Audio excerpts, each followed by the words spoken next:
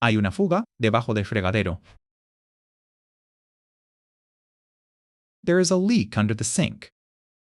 El calentador dejó de funcionar anoche.